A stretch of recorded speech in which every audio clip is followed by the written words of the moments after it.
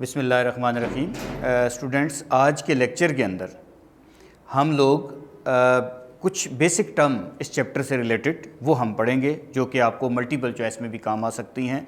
छोटा सा कोई शॉर्ट क्वेश्चन भी बनाया जा सकता है, लेकिन कम चांसेस होते हैं कि इस पे शॉर्ट क्वेश्चन बने। जैसे सोल्यूशन क्या होता है, अच्छा होमोजीनियस सोल्यूशन, हेट्रोजीनियस सोल्यूशन। अच्छा, इसके अलावा हमारे पास आ जाता है कि अगर हम देखें तो हमारे पास डिसोल्यूशन प्रोसेस क्या है, या मैं आपसे कहूँ completely miscible solution, immiscible solution, partially miscible solution. या इसी तरीके से बच्चों इसी के अंदर हाइड्रोफिलिक, हाइड्रोफोबिक सोल्यूशंस क्या होते हैं, या हमारे पास इसी तरह की सॉल्युबिलिटी कर्व्स के रिलेटेड क्वेश्चंस, हाइड्रेशन क्या है, सॉल्वेशन क्या है। तो छोटी छोटी बातें हम इसके अंदर डिस्कस करेंगे। ये आपको इस चैप्टर की रीडिंग में काफ़ी हेल्प करेंगे। तो हम अपना चैप्टर स्टार्ट करते हैं बच्चों। इस चैप्टर के अंदर से कंफ्यूजिंग टर्म जो आपके पास हैं, तो सबसे पहले सोल्यूशन क्या होता है। आपको पता है कि होमोजीनियस मिक्सचर ऑफ टू और more than two component is called solution. Homogeneous mixture of two और more than two component is called solution. तो हम कह सकते हैं होमोजीनियस मिक्सचर ऑफ टू और मोर देन टू कंपोनेंट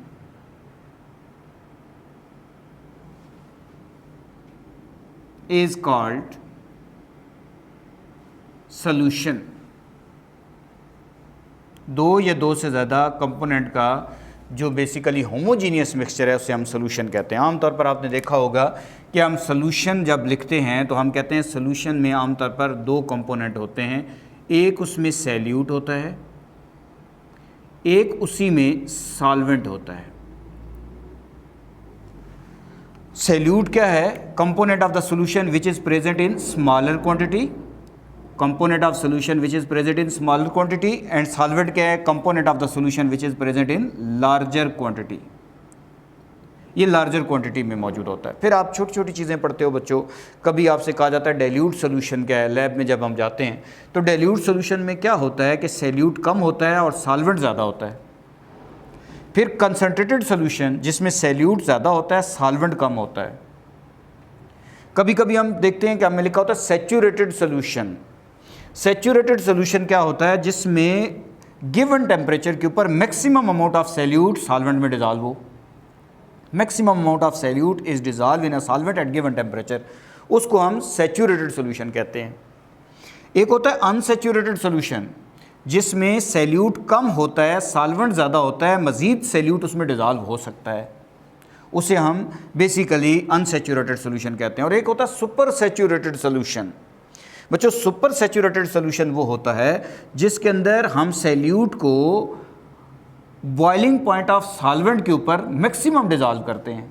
जब उस सॉल्वेंट को बॉयल करते हैं तो मैक्सिमम सैल्यूट उसके अंदर डिज़ॉल्व होता है। जब वो कूल होना शुरू होता है तो वो बेसिकली सैल्यूट वापस आना शुरू हो जाता है, तो उसे कहते हैं super saturated solution.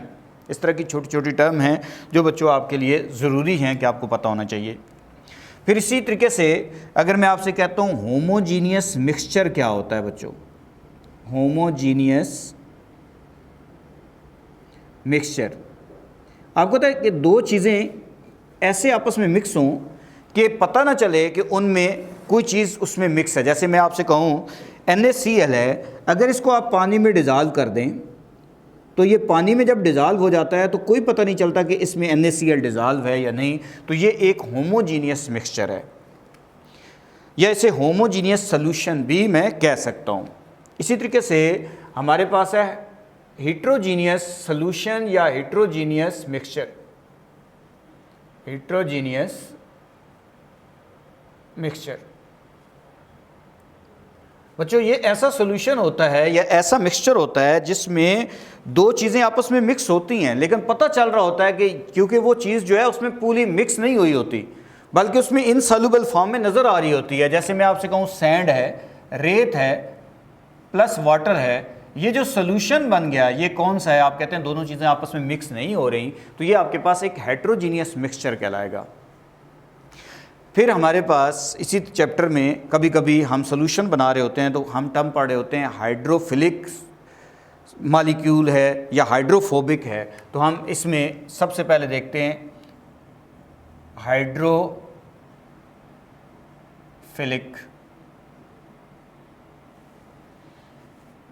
Molecule.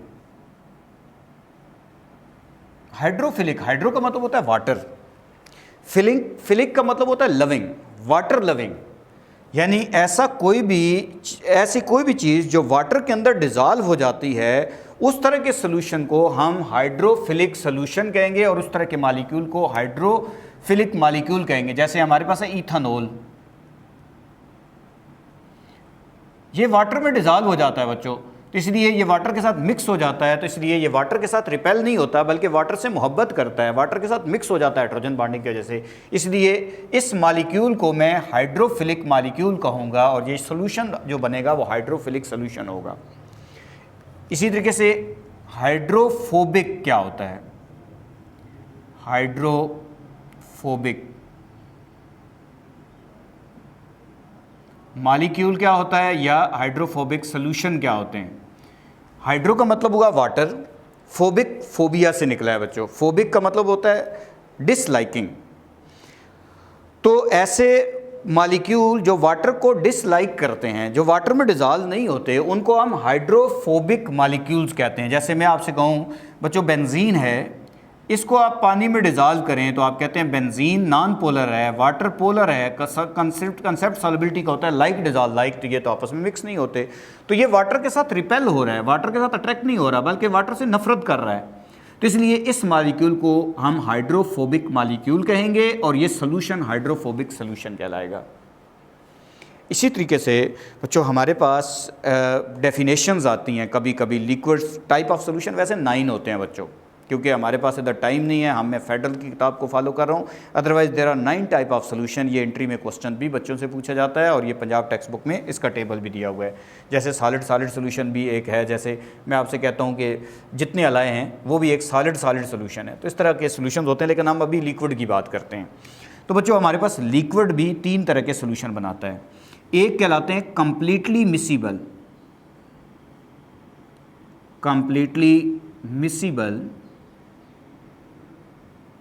Solution या कंप्लीटली मिसिबल लिक्विड भी कह सकता हूं, सोल्यूशन की जगह कंप्लीटली मिसिबल लिक्विड। बच्चों ऐसे लिक्विड जो आपस में कंप्लीटली तौर पे मिक्स हो जाते हैं उन्हें कंप्लीटली मिसिबल लिक्विड्स कहते हैं। बेशुमार एग्जांपल है, मैं कोशिश कर रहा हूँ एक एग्जांपल से ताकि आपके कंसेप्ट क्लियर कर लूँ। इथेनॉल है, अगर वाटर है, ये दोनों आपस में हाइड्रोजन बॉन्डिंग कर लेते हैं, ये कंप्लीटली मिसिबल सॉल्यूशंस हैं। Acetone plus water completely miscible है बच्चों। बेंजीन और साइक्लोहेक्सेन दोनों नॉन पोलर हैं, ये भी कंप्लीटली मिसिबल है। अब होते हैं इममिसिबल सॉल्यूशन या इममिसिबल लिक्विड, इममिसिबल लिक्विड्स। बच्चों ऐसे लिक्विड जो आपस में मिक्स ना हो, ऐसे लिक्विड जो आपस में मिक्स ही नहीं होते, यानी अगर एक पोलर होगा एक नॉन पोलर होगा, मिक्स नहीं होगा। जैसे मैं आपसे कहता हूँ कार्बन डाइसल्फाइड है, ये नॉन पोलर है, इसको वाटर के साथ मिक्स कर दें तो आप कहते हैं ये मिक्स नहीं होता, ये इममिसिबल है। इसी तरीके से बेंजीन आपके पास है, बेंजीन नॉन पोलर है, उसको वाटर के साथ मिक्स कर दें, ये वाटर के साथ मिक्स नहीं होता, तो ये भी इममिसिबल लिक्विड हैं, तो ये इममिसिबल लिक्विड्स कहलाते हैं। इसी तरीके से होते हैं partially miscible liquids, partially miscible liquids, partially miscible liquids. बच्चों ये लिक्विड्स वो होते हैं जो कुछ परसेंटेज में या कुछ परसेंट जो है एक दूसरे के अंदर मिक्स हो जाते हैं, ठीक है, सम एक्सटेंट तक ये आपस में मिक्स हो जाते हैं। जैसे मैं आपसे कहता हूँ ऐसे कौन से सोल्यूशन है, एग्जांपल तो बेशुमार हैं, हमारी बुक में लिखा हुआ है जी फिनोल और वाटर। फिनोल और वाटर आपस में मिक्स होते हैं लेकिन बहुत कम परसेंटेज में मिक्स होते हैं। इसी तरीके से निकोटीन और वाटर, ये भी आपके पास हैं। ईथर और वाटर, ईथर प्लस वाटर, बेशुमार एग्जांपल मैं बना सकता हूं बच्चों, ये आपके पास पार्शियली मिसिबल है। जैसे सपोज करें मैं आपसे बात करूं फिनोल वाटर सिस्टम की, अगर मैं इसकी बात करता हूं फिनोल वाटर सिस्टम की, ये पार्शली मिसिबल सॉल्यूशंस हैं।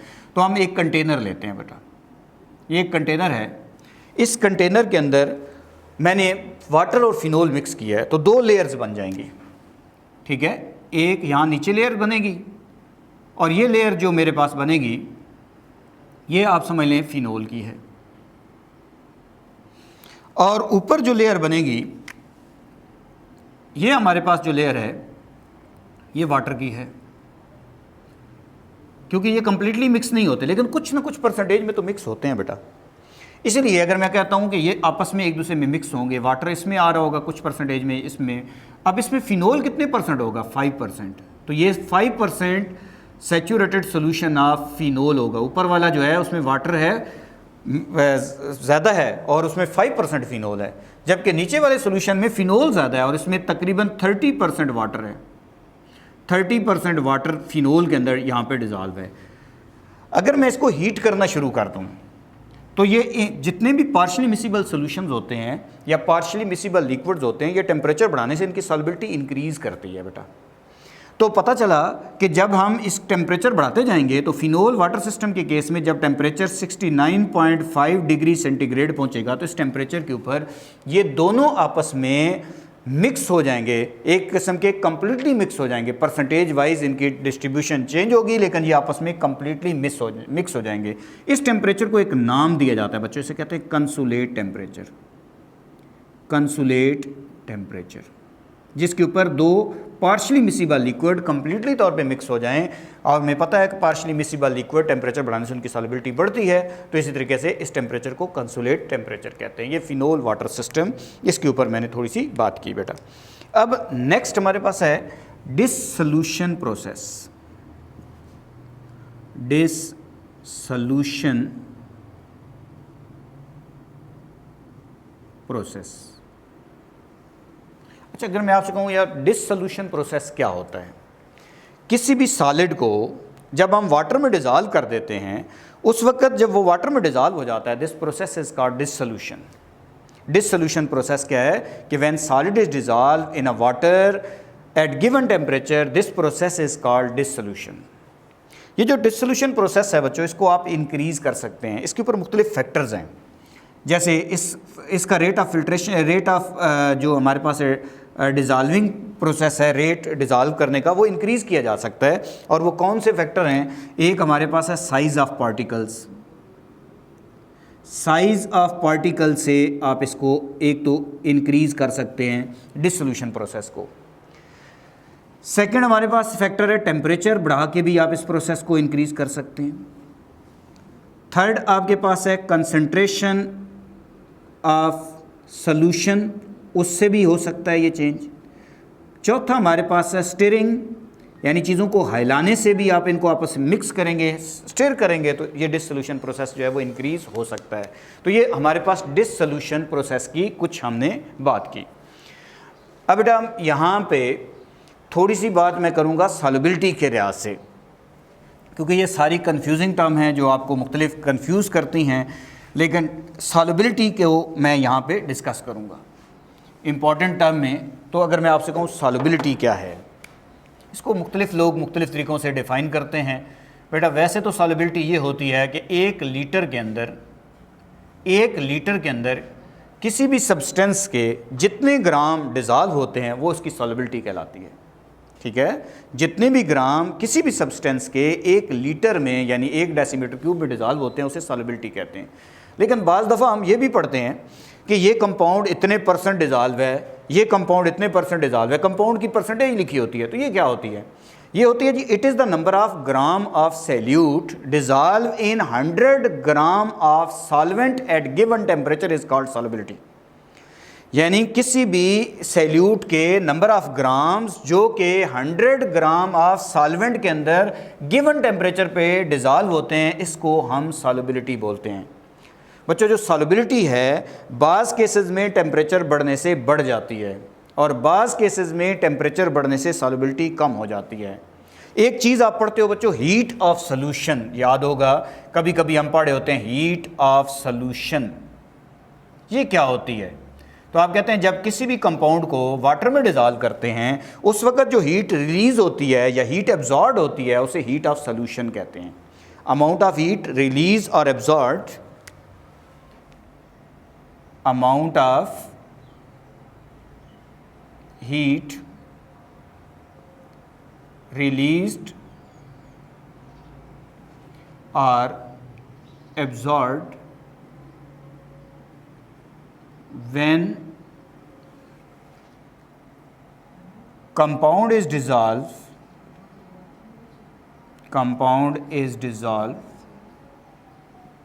in water is called heat of solution, heat of solution. अच्छा बच्चों, बाज़ दफ़ा किसी कंपाउंड को वाटर में डिजॉल्व करते हैं ना तो हीट रिलीज होती है। जैसे मैं आपसे कहता हूँ सोडियम कार्बोनेट है, इसको आप वाटर में डिजॉल्व करें तो आप देखेंगे कि जो हमारे पास वाटर में डिजॉल्व होने के बाद ये आयोनाइज तो हो जाएगा, इस फॉर्म में एक्वस फॉर्म में चला जाएगा, ये एक्वस फॉर्म में जाएगा, इस वक्त हीट रिलीज़ होगी। तो ये हमारे पास हीट रिलीज़ हो रही है, डेल्टा एच की वैल्यू इसकी नेगेटिव होगी, ये हमारे पास है। जैसे चूना भी घरों में देखते हो बच्चों, कभी देखा है आपने कि चूना है उसको पानी में डिजॉल्व करें तो हीट रिलीज़ हो रही होती है। इसी तरीके से हमारे पास अमोनियम क्लोराइड है, अगर आप इसको वाटर में डिजॉल्व करो तो ये हीट एब्जॉर्ब करता है, इसकी डेल्टा एच की वैल्यू जो होती है वो पॉजिटिव होती है। तो इसका मतलब है हीट ऑफ सोल्यूशन एक्सो या एंडो हो सकती है। अब मैं बात करना चाह रहा था सॉल्युबिलिटी पे। अगर रिएक्शन एक्सोथर्मिक हुआ तो बच्चों सॉल्युबिलिटी टेम्परेचर बढ़ाने से डिक्रीज़ हो जाएगी। अगर रिएक्शन एक्सोथर्मिक हुआ टेम्परेचर बढ़ाने से सॉल्युबिलिटी डिक्रीज़ हो जाएगी। अगर रिएक्शन एंडोथर्मिक हुआ टेम्परेचर बढ़ाने से सॉल्युबिलिटी इंक्रीज़ हो जाएगी। छोटे छोटे क्वेश्चन आते हैं बच्चों, जैसे मैं कहता हूँ ग्लूकोज गर्म पानी में ज़्यादा डिजॉल्व है, ठंडे पानी में कम डिजॉल्व है, वजह क्या है? आप कहते हैं क्योंकि ग्लूकोज एक्सोथर्मिक रिएक्शन है। चूना है बच्चों, जिसे हम कैल्शियम ऑक्साइड कहते हैं, इसको गर्म पानी में डिजॉल्व करें ये कम डिजॉल्व होगा, ठंडे पानी में ये ज़्यादा डिजॉल्व होगा। तो ऐसे रिएक्शन जिनमें हीट रिलीज़ होती है, हीट रिलीज़ होने वाले रिएक्शन में याद रखें टेम्परेचर बढ़ाने से सॉल्युबिलिटी कम हो जाती है, और हीट एब्जॉर्ब जिनमें होती है टेम्परेचर बढ़ाने से उनमें सॉल्युबिलिटी इंक्रीज़ कर जाती है, जो एंडोथर्मिक है। अब हमारे पास है सॉल्युबिलिटी कर्व्स क्या होती हैं। ये हमारे पास है solubility curves. Solubility curves, solubility curve दो तरह की होती हैं बच्चों, एक होती है कॉन्टिन्यूस, एक होती है डिसकॉन्टिन्यूस। इसकी दो टाइप्स होती हैं, कॉन्टिन्यूस सॉल्युबिलिटी कर्व्स और दूसरी होती हैं डिसकॉन्टिन्यूस सॉल्युबिलिटी कर्व्स। जैसे मैं आपको समझाने के लिए एक ग्राफ्स ऐसे बना दूं कि यहाँ पे लिख दूं टेम्परेचर और यहाँ लिख दूं सॉल्युबिलिटी। अगर टेम्परेचर बढ़ाने से सॉल्युबिलिटी बढ़ती जा रही है, जैसे ये हमारे पास है NaNO3 है, टेम्परेचर बढ़ा रहा हूँ सॉल्युबिलिटी इंक्रीज हो रही है। अच्छा, पोटेशियम नाइट्रेट है, टेम्परेचर बढ़ा रहा हूँ सॉल्युबिलिटी बढ़ रही है, कॉन्टिन्यूस है ये सॉल्युबिलिटी कर्व। अच्छा, सोडियम क्लोराइड तकरीबन ऑलमोस्ट कांस्टेंट है, टेम्परेचर बढ़ाने से खास फर्क नहीं पड़ा, कॉन्टिन्यूस सॉल्युबिलिटी कर्व। सिलीरियम सल्फेट है बच्चों, टेम्परेचर बढ़ाऊंगा सॉल्युबिलिटी जो है वो सिलीरियम सल्फेट की डिक्रीज़ करेगी, इसका मतलब ये एक्सोथर्मिक है, ये भी एक कॉन्टिन्यूस सॉल्युबिलिटी कर्व है बच्चों, ये कॉन्टिन्यूस सॉल्युबिलिटी कर्व्स हैं। लेकिन एक होती है डिसकॉन्टिन्यूस, और डिसकॉन्टिन्यूस क्या होती हैं? उनकी सबसे बड़ी पहचान उनमें वाटर ऑफ क्रिस्टलाइजेशंस होते हैं। जैसे आपके पास मैं लिख दूँ CuSO4.5H2O, इसमें ये 5H2O वाटर ऑफ क्रिस्टलाइजेशन है, इसको हाइड्रेशन नंबर भी कहते हैं। इसी तरीके से Na2CO3.10H2O, ये इसका हाइड्रेशन नंबर कहलाता है। ये भी हमारे पास इसके अंदर अगर हम देखें तो वाटर ऑफ क्रिस्टलाइजेशन जो है इसमें मौजूद है। इनकी सॉल्युबिलिटी कर्व डिसकॉन्टिन्यूस होंगी। जैसे अगर इनको में से किसी एक को मैं यहाँ ड्रा करता तो बच्चों उनकी सॉल्युबिलिटी कर्व ऐसे होती है, ऐसे टेम्परेचर बढ़ ऐसे करके कॉन्टीन्यूसली ऐसे इंक्रीज डिक्रीज। वजह क्या है कि सपोज करते हैं सोडियम कार्बोनेट है तो यहाँ पे इसमें Na2CO3.8H2O रह गया, सपोज करें। आगे जाके दो और मालिक्यूल उड़ गए तो Na2CO3.6H2O, आगे मज़ीद पता चला 2-3 और निकल गए, तो चलते चलते ये Na2CO3 तक जाएगा। तो इस तरीके से different molecule of water of crystallisation change हो रहे हैं, इसलिए इनकी सॉल्बिलिटी कर्व, जिनमें भी वाटर ऑफ क्रिस्टलाइजेशन होते हैं उनकी सॉल्बिलिटी कर्व डिसकंटिन्यूअस होती हैं। एक होता है सॉल्वेशन और एक होता है हाइड्रेशन। इनमें फ़र्क क्या है बेटा? अगर किसी कंपाउंड को मैं डिज़ोल्व करूं किसी भी सॉल्वेंट में एक्सेप्ट वाटर, उस प्रोसेस को हम सॉल्वेशन कहते हैं बेटा।